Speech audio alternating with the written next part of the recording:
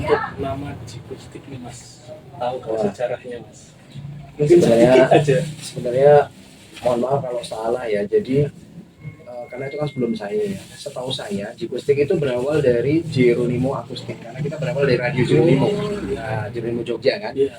Karena Jeronimo itu kan punya Jeronimo Band. Iya. Kemudian mohon maaf kalau salah juga ada G-Tribe itu yang hip hop itu dulu kan yang Jawa gitu. Terus salah satunya itu ada kalau nggak salah tuh dulu pertamanya G-Plug gitu ya. Unplug kan maksudnya mungkin ya. Terus akhirnya berubah menjadi Jikustik which is adalah Jeronimo Akustik. Jeronimo Akustik ya. Gitu. Ya jadi apa namanya ada G-Tribe segala macam. Salah satunya adalah Jikustik itu Jeronimo Akustik. Oh, Jeronimo Akustik. Nah, terus karena kita waktu itu terus masuk ke label ya ke Warner, terus waktu itu nulisnya masih G, terus Kaustik gitu. Kaustik. Nah, G Kaustik kan kalau dibaca Jikustik gitu. Ya. Soalnya Warner tadinya ditanya, coba ganti nama aja yang kira-kira yang memang bener nama gitu loh, jangan yang singkatan gitu. Terus kita udah cari nama macem-macem tapi merasa tidak cocok. Nah, akhirnya saya lupa waktu itu disarankan oleh siapa itu, intinya itu kan kalau dibaca Jikustik. Nah, itu aja di Indonesia kan gitu, Jikustik. Terus akhirnya semua setuju. Nah, kita pakai namanya sampai sekarang.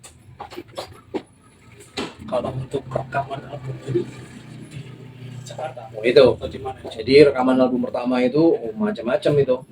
Jadi pertama kali kita rekaman itu tidak di Jakarta. Yang kita lakukan itu adalah rekaman di Jogja di studionya Woodles yang waktu itu sebenarnya bukan studio proper banget ya.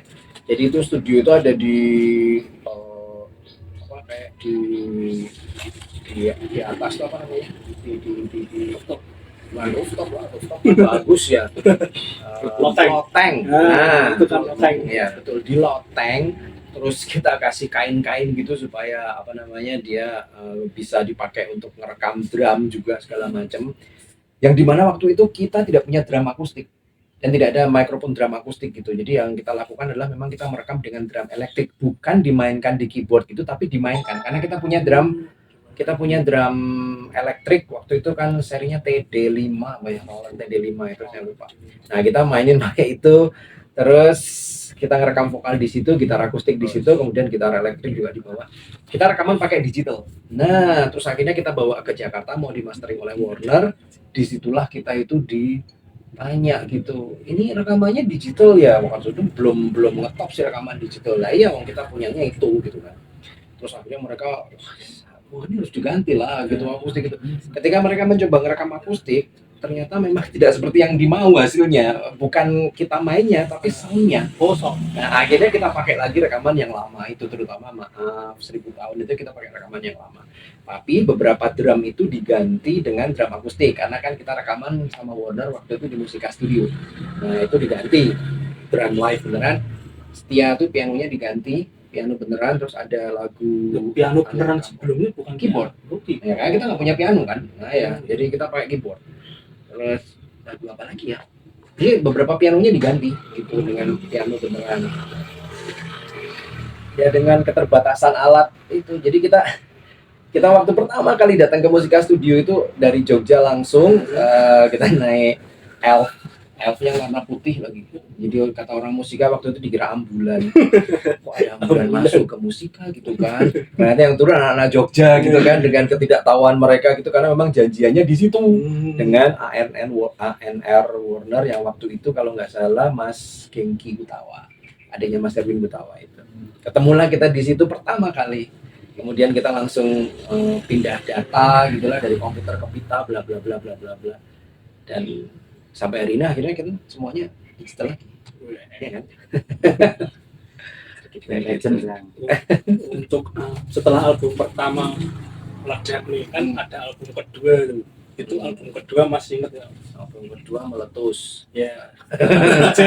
Album kedua itu kan album pertama itu apa tuh? 1000 tahun ya.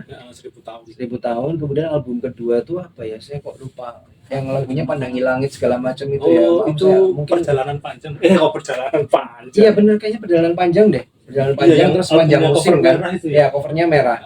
Nah, mohon maaf kalau salah ya karena saya lupa. Nanti mungkin kalau ada yang komen bisa benerin, dibenerin aja Iya. gitu. Kalau nggak salah itu singlenya termasuk Pandangi Langit itu. Kalau nggak salah saya. Langit Ya. malam ini ya. Itu kita rekamannya juga udah sedikit gado-gado. Jadi beberapa aransemen awal itu kita kerjakan di Jogja di rumah. Baik di rumah saya, terutama di rumah Dadi waktu itu. Kita pakai ngerekam, terus di kantornya Jigustik karena kita waktu itu udah punya kantor, terus kita lengkapi dan kita rekam ulang di Jakarta dan sudah pakai digital. Akhirnya Album yang Selamat Malam itu Mas.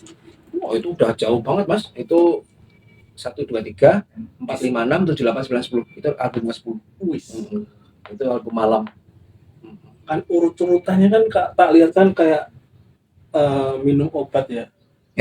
Selamat apa?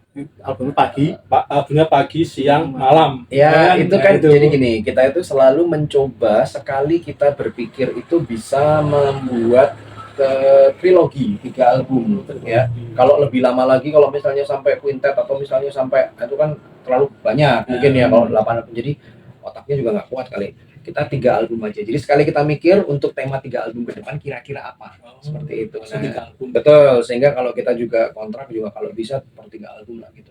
Jadi ada 1000 tahun, perjalanan panjang, kemudian sepanjang musim. Itu kan sesuatu tentang waktu semua. Terus yang seri kedua itu kita pagi siang malam. Nah, ya betul. Karena itu juga menunjukkan waktu gitu. Maksud kita, pengen kita waktu itu adalah jadi apa sih lagu yang enak kamu dengerin di pagi hari setelah kamu bangun terus kamu mau jalan ke kantor gitu ya, atau kamu menemani kamu di pagi hari, kamu mau nulis mau apalah, nggak tahu pagi-pagi apa kegiatan kalian. Nah itu seluruh lagu pagi itu semoga bisa buat temen di pagi hari. Kemudian siang itu siang, jadi kayak kita kalau radio itu kan sering lah kita diputar siang-siang habis makan siang tuh ya jam 1 gitu musiknya bla bla bla. Nah malam kita lebih sedikit ke lebih keras dan dugem karena ya itulah malam-malam kan gitu ya. Tadinya begitu sih gitu. Tapi ya mungkin tidak terlalu nyampe pesannya ya, mungkin ya. Aku dengar dari lirik-liriknya itu kan ada yang ini Pandangi Langit Malam Ini, tapi kok ceritain tentang putri siapa itu? Cerita pribadi atau gimana? Nah itu saya mungkin mewakili Pongki ya. Saya tidak tahu itu pribadi atau tidak ya, tapi setahu saya lagu bagus itu biasanya adalah pengalaman pribadi yang dimana mungkin belum tentu pribadi yang nulis sendiri. Jadi mungkin dia diceritain orang sehingga dia meresapi cerita itu kemudian dia menuliskan. Nah itu saya tidak bisa menjawab karena saya tidak tahu ceritanya waktu itu. Setahu saya pun saya tahu ada beberapa hal yang saya bilang tidak tahu karena mungkin tidak diungkapkan juga oleh beliau. Jadi ya tapi itu biasanya rata-rata itu dari cerita ya, dari cerita. Kan Mas Adit juga pernah jadi backing vokal ya, tak dari lihat dari video klipnya ya, yang pulanglah pandanya. Sebenarnya cuma bagian gitu. Sebenarnya dari semua lagu itu kami backing vokal semua. Sebenarnya dari album Maaf sampai album 1000 tahun itu sampai ke album belakang itu semuanya ada, hanya saja sedikit ditampilkannya di situ. Cuma gitu aja. Nah kebetulan di bagian itu sedikit agak ikonik ya, terus sehingga banyak disebut orang gitu. Karena sebelumnya juga banyak ada suara saya, bahkan suara Carlo aja banyak di situ. Suaranya Bang Carlo banyak. Maaf itu, kalau kalian tahu kalau dengerin lagu Maaf yang klasik yang lama itu kan ada wow di belakang itu suaranya Carlo. Suaranya bukan Ica ya. Oh, kira-kira Ica. Oke. Gitu. Ada pertanyaan ini tadi ada WhatsApp dari Herunya saya hidup. Heru kan bertanya Mas, ada nggak sih kemungkinan Mas Adit untuk bikin second band, maksudnya band kedua? Kalau kemungkinan itu pasti ada ya, tetapi untuk apakah itu dirilis secara secara publik itu mungkin nggak tahu juga gitu. Kayaknya nggak juga karena pertama kalau zaman dulu terikat kontrak, terus yang kedua juga saya belum terlalu, kebetulan Jigustik ini masih sesuai dengan apa yang saya Iya, sesuai dengan apa yang saya pikirkan. Nah, jadi musik apa yang saya mau itu masih sesuai terus. Jadi saya sepertinya belum Belum kepikiran. membutuhkan alter ego untuk sebuah band. Hmm. Tapi kalau misalnya lagu yang lain sih banyak ya, karena saya kan juga ada in charge di nasyid contohnya. Nah, terus habis itu ada juga yang untuk film, tapi memang banyak film Muhammadiyah ya, gitu. Ya itu juga banyak lagu saya semua juga yang saya produce sendiri gitu. Satu lagi ada juga yang saya mau selesaikan dengan teman-teman lawas ini yang Dizzy itu. Di sini. Termasuk sama Eros segala macam itu, tapi mungkin tidak kita rilis. Saya belum tahu apakah mau dirilis apa tidak, mungkin tidak juga sih, karena nanti malah repot jadwalnya itu loh, gini aja udah repot ya.